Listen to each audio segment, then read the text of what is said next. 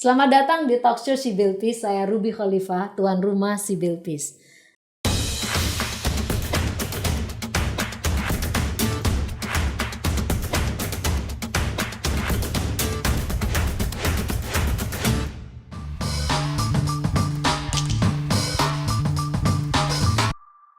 Undang-Undang Nomor 16 Tahun 2019 tentang perubahan atas Undang-Undang Nomor 1 Tahun 1974 tentang perkawinan telah merevisi pasal 7 yang terkait dengan perkawinan hanya diizinkan apabila pria dan wanita sudah mencapai umur 19 tahun. Ini menjadi angin segar bagi banyak kalangan, terutama para feminis, para aktivis perempuan yang memperjuangkan kenaikan usia minimal perkawinan demi kesehatan secara fisik dan psikis ibu dan bayi. Namun, adanya regulasi pendewasaan usia menikah yang telah dilegalkan oleh undang-undang tidak secara otomatis menghentikan praktek pernikahan anak. Regulasi yang sudah baik tanpa dibarengi dengan lingkungan yang kondusif dalam pelaksanaannya bisa menjadi bumerang sendiri. Data mencatat pengajuan dispensasi di pengadilan agama naik lebih dari 100% pasca disahkannya Undang-Undang Nomor 16 Tahun 2019. Angka dispensasi perkawinan tahun 2019 berada di angka 23.126, sementara pada tahun 2020 naik menjadi 64.211. Tingginya angka dispensasi nikah dipicu oleh sejumlah faktor. Yang pertama, kondisi ekonomi. Banyak orang tua yang miskin atau terjerat hutang, mereka lebih memilih mengawinkan anak gadisnya dengan laki-laki yang dianggap sudah memiliki pekerjaan. Yang kedua adalah faktor pendidikan. Tidak semua anak dalam konteks pembelajaran jarak jauh itu memiliki akses internet dan juga akses untuk Zoom ya, karena semua pembelajaran melalui online. Nah, mereka ini banyak kehilangan rasa percaya diri dan juga optimisme terhadap pendidikan, sehingga banyak dari mereka bukan orang tua yang memutuskan untuk menikah cepat, tapi justru anak-anak yang banyak mendorongkan orang tua untuk segera dinikahkan gitu.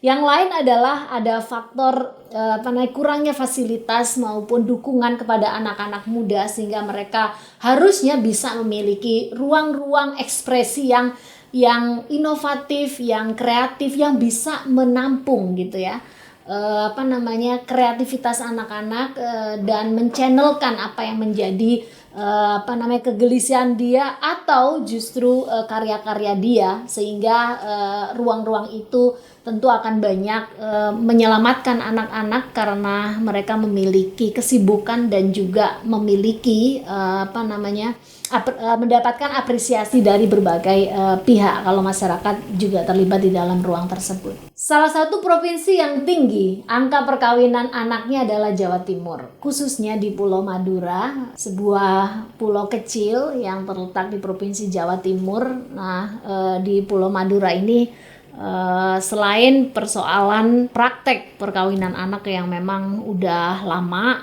ada juga persoalan perjodohan perkawinan gitu ya, dan berbagai macam kompleksitas persoalan yang dihadapi di masyarakat. Nah, kita akan membahasnya pada Talkshow Sibyl Peace kali ini. Sebelum itu saya ingin sedikit saja melanjutkan terkait dengan dispensasi nikah yang khususnya ada di Madura, jumlahnya juga fantastis. Misalnya Pengadilan Agama Pamekasan itu tahun 2020 menerima 267 dispensasi nikah. Kemudian ada juga Pengadilan Agama Sumeneb menerima 292 kasus, dan di Pengadilan Agama Sampang misalnya ada peningkatan, tahun 2019 hanya menerima 5 saja, tapi 2020 menjadi 39. Nah, mayoritas mereka yang mengajukan adalah pasangan putus sekolah dan juga ada paksaan orang tua. Bicara tentang perkawinan anak dan data yang sangat fantastis itu, tapi juga sebenarnya ada titik-titik optimisme di mana banyak aktor-aktor yang juga melakukan upaya-upaya pencegahannya ya. Salah satunya tentu saja tamu saya hari ini, Ibu Rodatun Odaks, atau biasa saya memanggilnya Mbak Odaks, ya, seorang perempuan Madura yang berhasil mengikis praktek perkawinan anak dengan cara-cara yang inovatif, yang tentu kita akan mendengarkan sebentar lagi. Nah, talk show kita selain akan mengupas pengalaman beliau bagaimana mempengaruhi orang-orang tua untuk menghentikan praktek perkawinan anak, juga tentu saja kita akan mendengarkan dari beliau bagaimana strategi maupun pendekatan yang beliau lakukan, yang itu ternyata mampu menaklukkan hati para orang tua. Pendidikan perempuan, cara jitu melawan pernikahan anak. Selamat datang Mbak Odaks di Talk Show Si Bilpis. Apa kabar? Ya, alhamdulillah baik Mbak Ruby. Gimana, ini si kecil ditinggal ya? Iya, dua malam ya ke Jakarta ya. Iya. Nah, kalau kita bicara Madura ini kan spesifik banget ya. Selain ada banyak lah ya kekhasan Madura, tapi memang ada satu hal yang menjadi perhatian banyak orang, tentu saja nasional. Salah satu adalah praktek perkawinan anak ya, yang terjadi di Madura. Tentu sebagai orang Madura sudah pasti Mbak Odak tidak tinggal diam gitu ya. Nah, tapi boleh nggak diceritakan sebenarnya praktek ini tuh sudah seberapa lama sih, dan bagaimana komparasi antara dulu dan sekarang kira-kira? Ya, baik. Terima kasih ya Mbak Ruby sudah diundang hadir ke Si Bilpis seperti itu. Jadi terkait tradisi nikah anak di Madura sebenarnya sudah semenjak lama, terutama ketika saya lulus kuliah tahun 2006, kemudian saya pulang kampung 2007. Lah itu jadi ketika pulang ke rumah itu anak MI, anak MTS itu dinikahkan biasa saja seperti itu, sehingga membuat kegelisahan bagi saya karena anak MI kelas 4 kok tiba-tiba sudah dinikahkan, dijodohkan kayak gitu. Dan juga anak MTS kelas 2 putus sekolah karena dinikahkan. Ya akhirnya itu salah satu praktek pernikahan anak yang terjadi di Madura. Dan juga dengan sistem perjodohan kayak gitu. Jadi walaupun masih dalam kandungan tapi sudah dijodohkan. Itu beneran itu Mbak? Iya. Jadi gimana itu proses ini perjodohannya maksudnya tuh? Saya punya anak. Misalnya saya baru punya anak. Nanti kalau anak saya cowok dan anak baru cewek, nanti kita ini ya jodohkan ya seperti gitu ya. itu.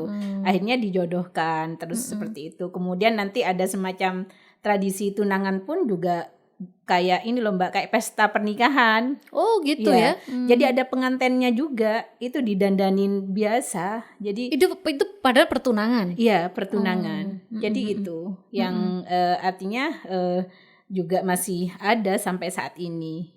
Jadi ya itu tradisi-tradisi nikah anak yang terjadi di Madura. Ya ada juga sih kayak nikah siri atau kena tangkap gitu ya. Ya artinya umpamanya saya selalu berduaan sama tunangan saya atau sama laki-laki yang bukan tunangan saya sebenarnya, tapi tiba-tiba ketahuan berdua langsung dinikahkan walaupun bisa begitu. Iya, jadi ada yang seperti itu. Ya beragam sih bentuk-bentuk tradisi nikah anak yang terjadi di Madura.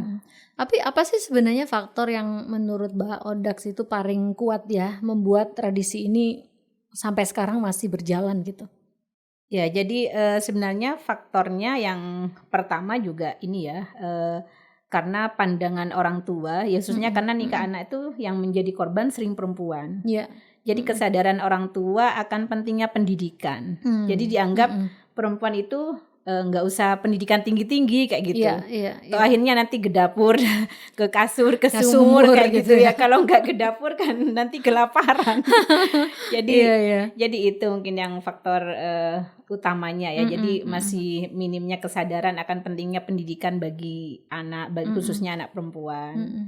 Kemudian yang kedua, jadi kayak ini Mbak, apa ya, kalau bahasa Maduranya itu takok tak kacapok nyainah, jadi takut tidak nututin nenek sama kakeknya Oh. ke dia acara pernikahannya kayak Iya, gitu, iya, sehingga tetap digelar. Dan bahkan juga kalau kayak sekarang itu ada tradisi kayak gini Mbak, jadi kayak Mbak Ruby namanya nyumbang ke saya 1 kuintal beras. Iya. Jadi Mbak Ruby itu hanya punya anak 1 mamanya. Lah anak Mbak Ruby usianya masih 11 tahun, tapi Mbak Ruby sudah ingin ngambil hutangnya dari saya. Jadi ya anaknya bisa aja dinikahkan. Jadi itu bisa dinikahkan gitu Iya. ya. Gara-gara itu ya masalah mau karena sudah banyak uang-uang di luar seperti itu. Oke. Tapi paling muda itu berapa sepengetahuan Mbak Oda? Saya tahun 2020 itu juga melakukan penelitian terkait fenomena nikah anak di Madura ya, khususnya di Kecamatan Rubaru. Jadi usia yang paling rendah itu ada usia 13 tahun. Bahkan ada usia yang 14 tahun, mohon maaf dia sudah nikah 3 kali. Oh gitu? Iya. Itu karena? Itu ya pertama cerai kayak gitu. Karena ya orang masih usia 13 tahun masih anak-anak. Kemudian yang kedua itu juga cerai lagi. Dan yang ketika saya wawancara penelitian itu dengan suaminya yang ketiga. Jadi dia hanya nunduk saja, seakan-akan sebenarnya secara psikis dia tidak siap karena hanya paksaan orang tua dan semacamnya seperti itu. Kasus kayak gini lumayan ya, banyak ya di sana ya. Ya, jadi ada 3 desa yang saya jadikan sampel waktu itu. Oh memang, gitu, ya. Oke. Jadi ada yang karena memang orang tuanya yang terburu-buru, dan ada juga yang kemauan anaknya sendiri, ya beragam seperti itu. Ada yang orang tua itu seakan-akan kalau nggak cepat dinikahkan nanti difitnah orang terus karena dia berduaan terus sama tunangannya. Tapi kalau anak meminta gitu ya, waktu dia masih usia tentu saja usia belasan gitu, ada juga case-nya meminta agar orang tua menikahkan dia. Iya, gitu. ada. Itu malah laki-laki. Itu motifnya apa itu kalau kayak gitu? Yang waktu saya datang ke sana itu ibunya malah semangat dia untuk membuat anaknya terus melanjutkan jenjang pendidikannya. Itu si cowok ini kelas 3 MTS. Dia tiba-tiba minta dinikahkan sama pacarnya gitu. Jadi ibunya kaget. Padahal dia usianya masih belasan gitu ya, masih 14 ke 15 tahun. Dia minta dinikahkan karena temennya tuh selalu gojlokin gitu loh Mbak. Jadi ya alasannya tidak terlalu ini juga, sebenarnya tidak terlalu substansial. Tapi kayak gitu didengerin sama orang tuanya? Ya itu karena sudah permintaan si laki-laki untuk dinikahkan, akhirnya dinikahkan walaupun sudah dibelikan seragam untuk melanjutkan ke jenjang MA. Enggak ini gitu. Iya, oke. Anyway, itu betul-betul ini ya. Jadi ada 2 sisi ya, orang tua juga punya sejumlah alasan yang kadang-kadang ideologis, kadang-kadang pragmatis gitu ya, mendorong agar anaknya mau menikah atau justru dijodohkan dan memang udah pasti harus nurut sama orang tua. Tapi ada juga fenomena anak-anak sendiri merasa mereka pengen cepat-cepat menikah gitu ya. Nah ini yang terakhir nih saya agak khawatir nih. Juga agak ngeri nih. Maksudnya SMP itu bisa apa ya? Kayaknya kerja juga belum ya? Iya belum. Jadi kalau di Madura itu kan ketergantungan ekonominya sangat tinggi Mbak. Jadi umumnya kayak saya nikah usia 14 tahun. Semuanya ditanggung. Sama? Ya sama orang tuanya. Oh jadi orang tua itu masih ngasih makan gitu ya? Ya seperti itu. Jadi mungkin juga itu salah satu penyebab ketergantungan ekonomi ya. Kalau di desa beda dengan di kota. Kalau di kota kan memang harus dia ketika mau menikah harus benar-benar mandiri dan sudah siap pisah dari orang tua. Tapi kalau di desa itu ya semuanya. Gitu ya, nggak bisa bayangin ya. Kalau anaknya 4 misalnya terus nikah muda semua kan orang tua boncos juga ya kira-kira. Nah tapi sebagai perempuan Madura gitu ya, Mbak Odak sendiri pernah mengalami perjodohan dari orang tua, kan ini budaya ya. Iya. Ya saya kelas 5 itu pernah mau 5 SD. Kelas 5 SD itu pernah mau ditunangkan gitu ya sama orang tetangga sebelah gitulah gitu. Tapi entah apa yang ada di mindset saya waktu itu ya saya menolak gitu. Padahal kalau orang dulu itu sudah ditunangkan tuh merasa wah saya sudah laku gitu. Udah bangga gitu. Umur 5 ya kelas 5 umur berapa berarti kelas ya? 5 SD itu ya paling usia 10 10-an kayaknya ya? Jadi kan saya sudah laku, tapi entah saat itu saya menolak kayak gitu Mbak. Jadi itu perjodohan yang pertama. Kemudian yang perjodohan yang kedua, waktu baru naik kelas 6, saya mau dijodohkan sama sepupu saya. Dan sepupu saya itu kebetulan jadi wali kelas di kelas saya kelas 6. Oke. Jadi jauh banget kan usianya. Lah saya itu juga nolak. Bahkan saya sampai kabur dari rumah untuk ke rumah paman yang memang biasa melindungi saya gitu loh ketika mau dijodohkan. Oke. Jadi itu. Tapi itu orang tua akhirnya mau mendengar apa yang Mbak Odax waktu itu lakukan. Awalnya orang tua tidak mau mendengar karena ada pepatah seperti ini kalau Madura, kalau lamaran pertama tidak diterima, maka itu akan seumur hidup bakal nggak dapat jodoh gitu ya. Nggak mendapat jodoh, kalau bahasa Maduranya itu sangkal gitu. Jadi itu makanya saya juga memberikan pemahaman ke orang tua yang melalui paman saya itu, bagaimana agar orang tua itu tidak menjadikan persepsi itu seakan-akan wah itu benar-benar kalau nolak nggak bakalan dapat jodoh lagi seumur hidup. Jadi tapi ini kan berhasil ya waktu itu ya Mbak Odax dengan mempengaruhi paman gitu ya. Nah itu apa yang terjadi sampai orang tua tidak memaksakan lagi? Ya jadi saya melalui paman saya itu minta untuk didekati orang tua saya, ya khususnya ya ibu sama bapak gitu ya. Bagaimana agar menyadarkan orang tua saya bahwa masalah jodoh itu sudah di tangan Tuhan saya gitu. Jadi walaupun nolak lamaran karena masih panjang dan itu juga masih kelas 5 SD. Ya alhamdulillah paman saya bisa melakukan pendekatan kepada orang tua saya dan meyakinkan bahwa jodoh itu ya sudah ada di tangan Tuhan dan tidak perlu dikhawatirkan lagi. Dan juga saya masih ingin melanjutkan pendidikan ke jenjang yang lebih tinggi. Jadi seperti itu. Setelah itu nggak pernah dipaksa-paksa lagi. Alhamdulillah. Nggak pernah dipaksa-paksa lagi. Itu menarik sekali tuh pengalaman ini. Mungkin pengalaman ini perlu dicontoh sama perempuan-perempuan lain ya yang menghadapi perjodohan, paksaan perjodohan dari pihak orang tua. Apa kendala terbesar upaya pencegahan perkawinan anak di Madura? Ya, kendala terbesar ya dalam upaya mencegah pernikahan anak itu ya lagi-lagi kita ke mindset tadi itu Mbak. Jadi mindset orang tua yang menganggap bahwa perempuan tidak usah sekolah tinggi-tinggi itu tantangan terbesar saya seperti itu khususnya di Madura.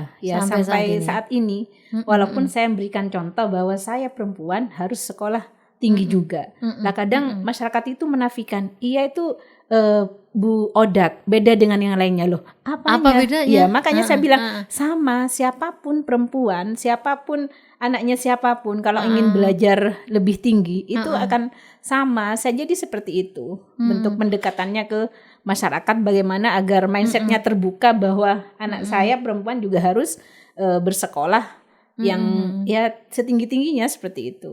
Tapi itu maksudnya apa ya? Kalau antara yaitu Mbak Odax terus ini bukan gitu, maksudnya apa sebenarnya yang sedang disampaikan oleh orang-orang ini? Ya kadang masyarakat itu Mbak membanding-bandingkan seperti itu. Jadi namanya ada perempuan si A yang kuliah kemana, si B kuliah kemana lah. Ini dibandingkan. Ya saya bilang ya semuanya nggak sama hasilnya. Mau kuliah kemanapun, mau sekolah dimanapun berbeda. Jadi tergantung individunya. Ya walaupun anak sampean perempuan mau sekolah kemana, ke Jakarta, ke Jogja, ya harus diberi keleluasaan seperti itu. Tapi sebenarnya ada banyak orang yang mampu menyekolahkan anak ya. Ya, alhamdulillah saat ini sudah banyak seperti itu. Nah, ini kan sebenarnya kabar gembira ya bahwa pemerintah membuat akhirnya setelah bertahun-tahun Mahkamah Konstitusi akhirnya menyepakati tentang peningkatan pendewasaan pendewasaan usia menikah gitu. Dan itu dari mengatrol ya dari 16 kalau untuk perempuan ke 19 bahkan disamakan usia usia perempuan usia nikahnya perempuan dan juga di laki-laki gitu. Nah, kebijakannya udah ada gitu kan ya. Iya. Nah, tapi efeknya kira-kira di konteks Madura kayak apa Mbak? Menyambut kebijakan ini. Ya. Jadi menyambut kebijakan itu kalau di Madura ya khususnya di Sumeneb itu ya sepertinya sama saja Mbak. Maksudnya gimana tuh? Ya, jadi artinya bahkan kami mohon maaf ada salah satu tokoh agama yang ekstrim itu ya. Untuk apa nikah anak dicegah? Jadi ada tokoh agama yang ngomong seperti itu. Oh, oke. Ya, untuk apa nikah anak dicegah katanya. Loh, saya bilang, loh ini juga berdampak sangat ini ya ke pendidikan, ke ekonomi, ke pola pengasuhan dan semuanya. Jadi itu ada salah satu tokoh agama yang bilang seperti itu. Itu di publik Enggak ngomongnya? di ini sih Mbak, di WAG gitu, di Oh, grup di WA grup. tapi yang Oke, bisa oke. ditonton semua orang seperti itu. Ah. Jadi ya sebenarnya itu kabar gembira gitu ya. Tapi khususnya di Madura memang nikah anak itu ya bahkan kita Sumenep itu sempat menjadi juara gitu ya. Jadi Juara bertahan ya. angka nikah anaknya. Karena dari dulu tinggi terus soalnya. Angka nikah anaknya tertinggi seperti itu dan ya sebenarnya terus berbenah ya pemerintah dengan menaikkan usia 19 tahun. Ya paling tidak ya kita harus juga mempunyai peran di masyarakat agar memang usia 19 tahun lulus MA itu sudah bisa nikah. Jadi tidak lantas kemudian hanya menyamakan ya lah sama saja itu aturannya. Jadi tidak seperti itu. Tapi kita harus ya mengapresiasi apa yang sudah dilakukan oleh pemerintah dan kita juga mampu mempraktekannya seperti itu. Selain mindset orang ya, menurut Mbak Oda kendala menjalankan aturan ini apa kira-kira? Ya. Selain Kendalanya ya selain mindset itu juga tantangannya tokoh agama Mbak atau tokoh masyarakat. Jadi kadang seperti ini tokoh agama atau tokoh masyarakat itu ceramah ya atau ngomong di mana-mana orang laki-laki dan perempuan kalau sudah tahu sholat, kalau sudah tahu najis itu berarti dia sudah dewasa, sudah balighh apa dan semacamnya. Walaupun balighh itu kan mimpi basah haid, tapi kan menikah tidak cukup di situ Tidak, gitu. ya, betul. Benar. Jadi berat.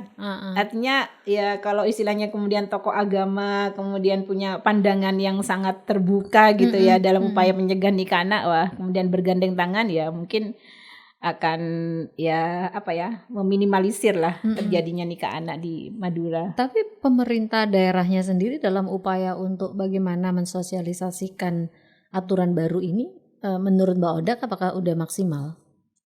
Sepengetahuan saya masih belum maksimal walaupun ada sosialisasi pendewasaan usia nikah anak gitu ya.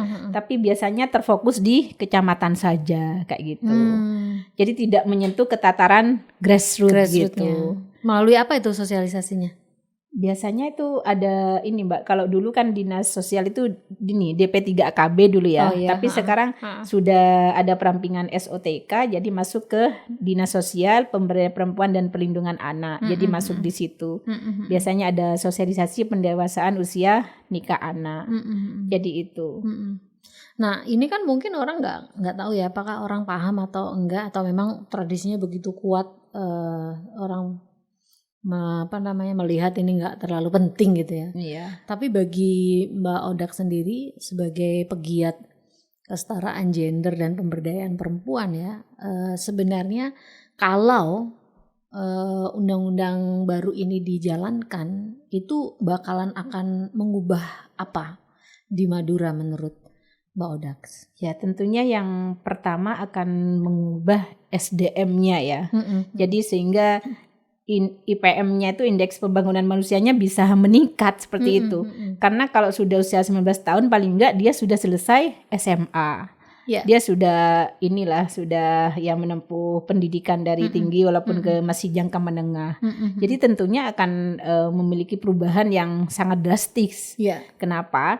Artinya ketika dia menikah di usia yang matang dalam relasi keluarganya juga, dalam pendewasaan menghadapi masalah, dalam ekonomi, ya semuanya, dalam mengelola emosi juga. Jadi kalau anak-anak bisa aja kan apa ya karena masih bucin atau apa sedikit-sedikit cemburu, sedikit-sedikit kayak gitu banting HP atau bahkan istrinya nggak boleh bermedsos dan semacamnya. Benar. Jadi itu.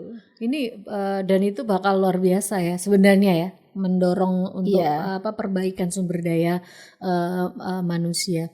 Nah itu kan dalam waktu jangka panjang ya. Kalau itu dijalankan jangka menengahnya itu kalau Mbak Oda ngelihat apa dampak pada perempuan anak-anak perempuan?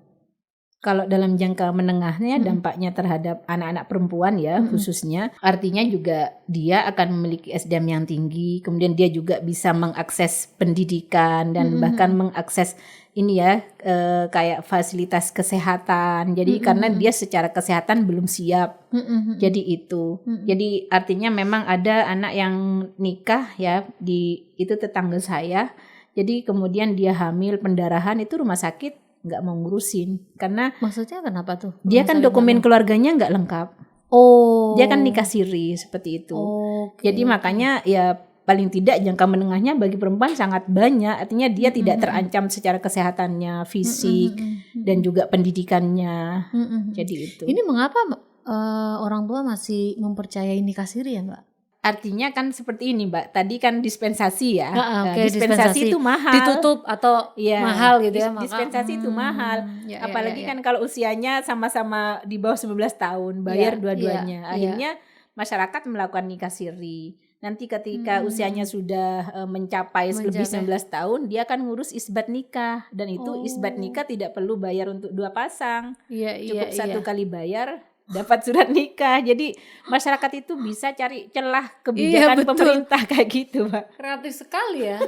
Jadi tidak ya polanya aja yang berubah ya. Iya, jadi dengan adanya pembatasan ini ya. Kreatif tidak pada tempatnya. Iya, betul.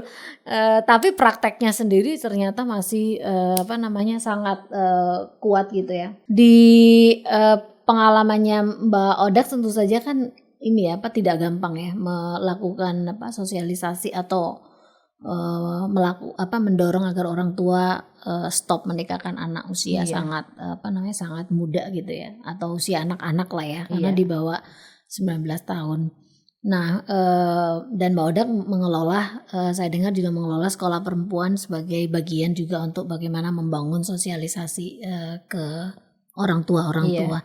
Nah, mungkin sebelumnya bisa ceritakan apa yang dilakukan Mbak Odak melalui sekolah perempuan ini terkait dengan pernikahan anak, stop pernikahan anak gitu.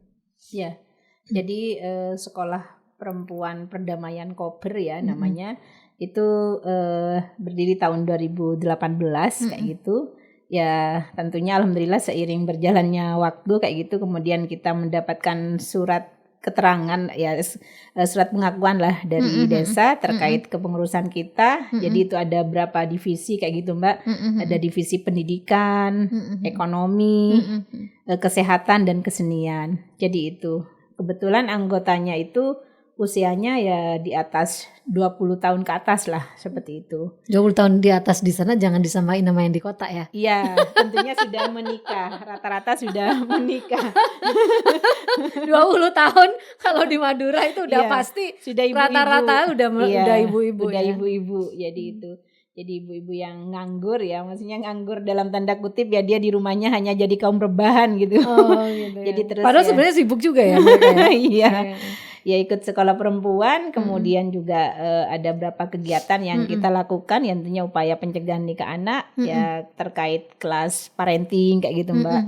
Jadi kelas parenting ini ya bagaimana dalam pengasuhan itu tidak membedakan antara anak laki-laki dan perempuan. Jadi itu sebenarnya yang kita tanamkan ke anggota SP, bahwa anak laki-laki dan perempuan berhak mendapatkan pendidikan yang sama. Jadi itu. Kan ini nggak gampang ya. Iya. Kalau diomongin gampang. Iya, gampang. Begini sedang melawan praktek yang udah lama gitu ya, di mana posisi perempuan di konteks budaya Madura kan kita tahu ya, hampir masyarakat patriarkal yang lainnya juga sama ya, di mana segregasi peran itu sudah sangat jelas. Posisi laki-laki juga dilanggengkan oleh konstruksi budaya juga sangat jelas, sangat dominan. Nah ini gimana nih Mbak Odak menghadapi kultur yang sangat maskulin ini ya? Penasaran saya. Jadi saya itu sampai ada seperti ini, Mbak, dari anggota SP itu. Kalau Bu Odak itu ya seperti itu gitu loh. Artinya itu gimana tuh? Saya selalu mensyiarkan kesetaraan, mensyiarkan ini. Jadi itu. Jadi sebenarnya apa masyarakat itu melihat kita gitu loh, menjadikan model, contoh kayak gitu. Memang nggak mudah yang apa yang dikatakan oleh Mbak Ruby itu. Sebenarnya satu kali sosialisasi selesai enggak. Jadi pendekatannya memang luar biasa gitu ya. Apalagi kadang ada ibu-ibu yang nggak diizinkan oleh suaminya Untuk ikut SP, kayak oke. gitu. Ya, tapi alhamdulillah ya sekarang juga anggotanya kan sudah 45 orang lebih.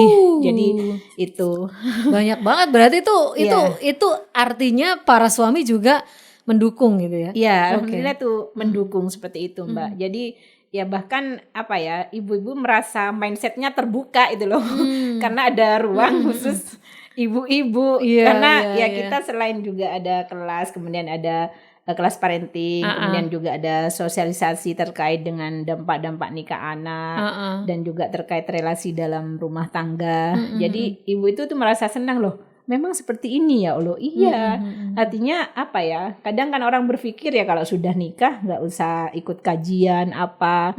Karena kan banyak hanya kompolan, tahlilan, yasinan, tapi tidak dibuka ruang-ruang dialog yang memang itu sangat bermanfaat bagi ibu-ibu itu. Tapi ini kan tradisi dialog itu kan juga sesuatu yang baru pasti ya. Iya. Di kalangan ibu-ibu apalagi ya, karena kan konstruksi masyarakatnya udah Iya. seperti itu. Nah, gimana tuh Mbak Odak memulai mentradisikan tidak ceramah saja tapi ada feedback dari audiens? Jadi kan pastinya kan ada kelas reguler kayak gitu ya di Aman itu. Kemudian juga ada modul, kadang kita juga ada kajian tematiknya sesuai kebutuhan kayak gitu. Jadi kayak ada hikmah puasa, terus juga terkait ini Mbak ya kita pernah juga mengkaji kitab Siddin Al-Adliyah gitu. Jadi terkait relasi dalam keluarga, bagaimana sih Nabi memperlakukan istrinya. Jadi kita belajar dari Kanjeng Nabi seperti itu. Jadi ya ibu-ibu itu ya tantangannya ya luar biasa. Tapi ada yang kemudian tiba-tiba setelah setahun ikut SP Koper itu, wah enak ya ikut sekolah perempuan. Alhamdulillah suami saya kalau saya mau ikut kegiatan SP apa itu nggak usah mau kemana ini. Jadi nggak kalau sudah bilang mau kemana? Ini SP Koper. Oh iya gitu. Jadi apa ya sudah mulai terbuka sedikit demi sedikit seperti itu Mbak. Ini mengapa suami-suami ini mulai bisa menerima itu menurut Mbak Odak apa yang terjadi pada istri mereka? Ya, jadi artinya mungkin juga merasa ya bahwa SP ini memberikan manfaat yang luar biasa gitu, Mbak. Jadi pada juga ada penambahan wawasan, keilmuan, pengetahuan dan pengalaman bagi ibu-ibu itu kan luar biasa gitu lah. Jadi ya suami itu sepertinya mengapresiasi apa yang sudah dilakukan oleh istrinya. Menarik, jadi ke SP itu atau kompolan itu tidak hanya ngerumpi atau ngegosip lah gitu kan biasanya kan hanya ngegosip gitu. Iya, tapi sebenarnya ada pendekatan khusus juga kah ke suami-suami ini?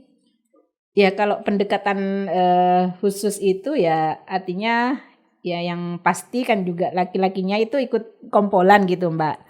Ya kebetulan juga suami juga ngelola kompolan bagian bapak-bapak gitu. Oh iya ibunya diorganisir, bapak-bapaknya juga diorganisir gitu ya. Oke. Apakah juga pakai pola yang sama juga, ada semacam edukasi kepada para bapak tentang kesetaraan gender gitu? Ya untuk saat ini masih hanya kajian kitab saja seperti itu. Kalau yang bapak-bapaknya. Jadi tapi ada tafsir diselip-selipin begitu? Ya pasti itu. Karena saya dengar kan suaminya Mbak Odak juga sangat mendukung ya upaya-upaya yang dilakukan oleh Mbak Odak. Artinya secara pemikiran tentang apa itu kesetaraan gender kan juga cukup kuat kalau seperti itu. Iya, alhamdulillah itu ya diselip-selipkan yang katanya Mbak Ruby itu. Nah, tadi kan Mbak Odak kan udah cerita ya, ada sejumlah cara-cara ya bagaimana mempengaruhi masyarakat sekitar ya untuk stop perkawinan anak ya. Nah, tentu pasti ada cara-cara unik lain gitu ya. Pendekatan apa sih yang membuat orang tua ini akhirnya mengikuti gitu ya sarannya Mbak Odak gitu. Karena saya rasa tidak gampang ya bicara dengan konteks masyarakat di Madura gitu. Iya.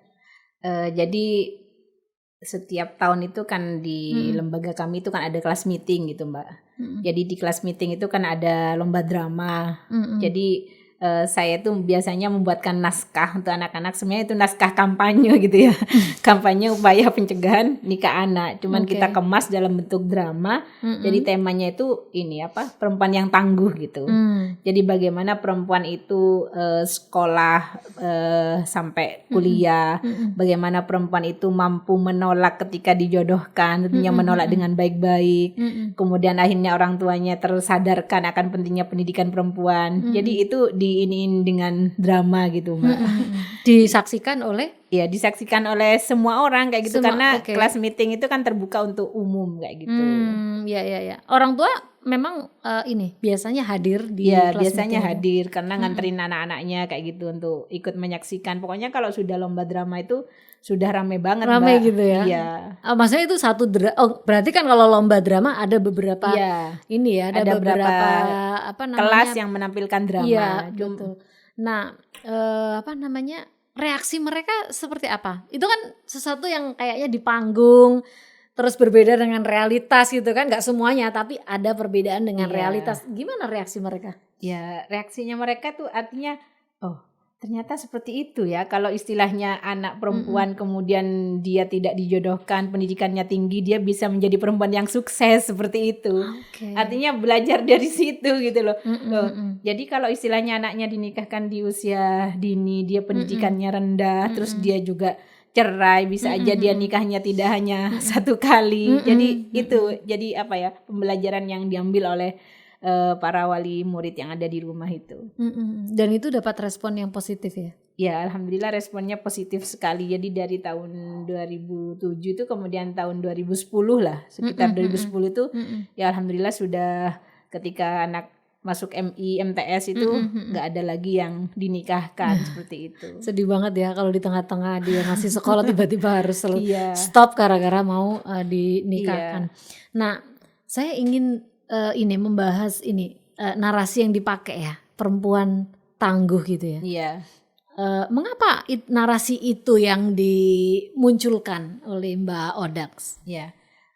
Jadi kenapa sih perempuan tangguh? Jadi artinya kan menjadi perempuan itu harus tangguh, walaupun dia perempuan itu dilahirkan di desa, dilahirkan dari siapapun gitu. Artinya tidak memandang dia perempuan desa, dia nggak usah mengenyam pendidikan ke yang tinggi, tidak usah kemudian dia bisa dinikahkan di usia dini. Jadi saya tuh ingin dengan narasi perempuan tangguh kemudian dia menjadi perempuan yang berpendidikan dan akhirnya menjadi perempuan yang sukses yang diharapkan oleh semuanya, seperti itu Mbak. Artinya orang itu butuh contoh ya. Yeah. Jadi yang kelihatan di depan mata dia ya. Jadi ada gambaran kalau tidak menjalankan tradisi menikah muda di usia yang menikah di usia anak gitu. Jadi mereka punya gambaran dia bakal jadi apa gitu ya. Itu yang membuat orang tua ini tersentuh dan punya harapan ya. Kalau memilih tidak menikahkan anaknya di usia yang sangat belia gitu. Iya. Jadi seperti itu. Ini unik sekali. Ada hal lain yang terkait dengan selain di drama di pentas seperti itu? Ya, sebenarnya ini juga berproses seperti itu ya Mbak. Jadi artinya karena sekarang sudah zaman digital gitu ya. Jadi bahkan terfikir dan juga semoga terrealisasi untuk membuat semacam drama tapi kemudian divideokan, kemudian diinikan di YouTube seperti itu sebagai kampanye upaya pencegahan pernikahan anak. Kemudian juga sebenarnya saat ini anak-anak lagi dilatih menulis ya, walaupun menulis di sederhana aja seperti puisi, cerpen, pantun. Tapi ya kontennya nanti kita arahkan bagaimana dia menjadi manusia, artinya menjadi laki-laki dan perempuan yang harus memiliki pendidikan setinggi-tingginya seperti itu sesuai cita-citanya. Berarti yang dididik laki-laki dan perempuan juga ya? Iya. Oke. Kalau anak laki-laki gimana responnya tuh? Kalau anak laki-laki tentunya dia ini karena yang banyak jadi korban kan perempuan seperti itu. Enggak, anak laki-laki disuruh itu dia merasa bahwa itu sesuatu yang biasa saja atau itu sesuatu yang memang dia sendiri perlu untuk mengadvokasi gitu. Ya, artinya laki-laki yang ada di rumah itu Mbak, ya terutama siswa itu ya merasa terpanggil juga sebenarnya ketika ada teman kelasnya yang sampai saat ini sudah ada menikah sampai 3 kali gitu. Iya. Menikah atau melihat tetangga sekitarnya yang baru usia 15 tahun sudah 2 kali, sudah cerai, nikah lagi. Jadi ya merasa terpanggil juga gitu loh. Iya. Artinya ya sebenarnya kan menikah itu cukup 1 kali gitu. Menikah cukup 1 kali. Nah, Mbak Odak ini kan kayak sekolah perempuan tuh jadi kayak wadah yang efektif ya buat para perempuan belajar, dan buat Mbak Odak sendiri sebenarnya untuk mempromosikan pencegahan perkawinan anak gitu ya. Nah, selain itu saya melihat ada kekuatan ya di anggota 45 konsisten tuh luar biasa loh. Ya, Alhamdulillah. Apa sih nilai yang sangat kuat yang ditekankan di sekolah perempuan?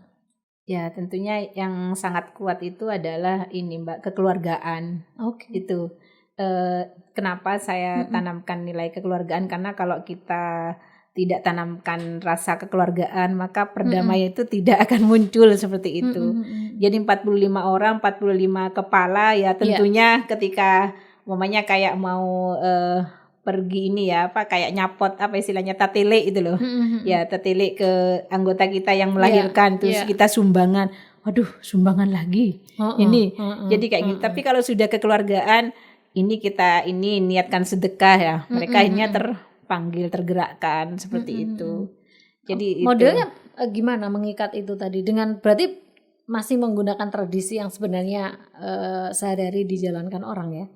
Iya, jadi kayak gitu Mbak. Jadi kami itu di ibu-ibu SP itu ya selain ada kepedulian sosial kayak gitu ya kita sumbangan, kita juga ada tabungan, tabungan lebaran, kemudian juga ada tabungan ini rekreasi atau ziarah setiap 2 tahun. Enak sekali tuh. Ya, jadi kita sudah melaksanakan 2 kali.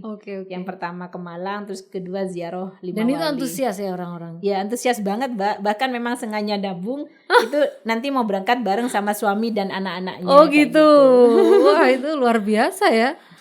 Dan itu berarti 45 keluarga kalau kayak begitu. Iya, bisa 45 ada keluarga. Itu.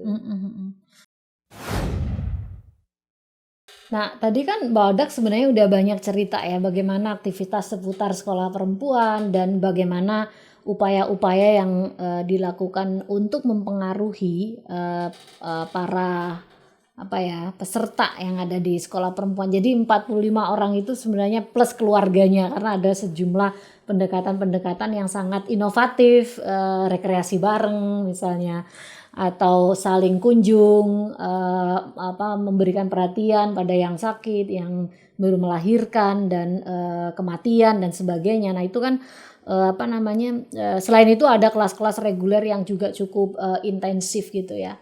Nah pasti ini tentu saja akan diketahui dong oleh pemerintah gitu ya. Baik itu mungkin pemerintah desa maupun pemerintah kabupaten atau pemerintah provinsi, karena Mbak Odak sendiri sebagai aktivis perempuan juga sangat aktif masuk kepada lini-lini pengambilan keputusan di level yang berbeda. Sejauh mana sebenarnya rekognisi dan dukungan pemerintah dalam konteks pengembangan sekolah perempuan ini Mbak? Ya, alhamdulillah ya. Jadi pemerintah kabupaten itu sangat merespon adanya sekolah perempuan ya, sekolah perempuan kober ya, bukan kober. Kober ya. Kober, sekolah perempuan kober itu tentunya apresiasinya sangat positif, dan bahkan sekolah perempuan kami itu dijadikan semacam model percontohan untuk pembentukan sekolah perempuan di Sumeneb. Jadi jadi yang pas pertengahan tahun 2021 itu jadi mewakili Sumeneb sekolah perempuan ikut BIMTEK pembentukan sekoper di seluruh kabupaten di Jawa Timur. Bahkan itu juga ada modul pembentukannya. Jadi saat ini ya kami diminta untuk bagaimana menjadi model terkait pembentukan sekolah perempuan dan juga bagaimana nanti kegiatan dan semacamnya. Jadi itu Mbak. Berarti akan ada sekolah perempuan di tempat-tempat yang lainnya juga nanti ya dikembangkan oleh pemerintah dengan percontohan dari Sekolah Perempuan Kober tadi. Iya, jadi Nah, dan itu apa yang dibawa dari model yang dikembangkan Mbak Odax? ya tentunya yang pertama adalah terkait dengan kegiatannya seperti itu. Jadi bukan hanya membentuk sekolah perempuan, memenuhi instruksi, kemudian setelah itu habis, itu kan juga tanda tanya gitu loh Mbak. Iya.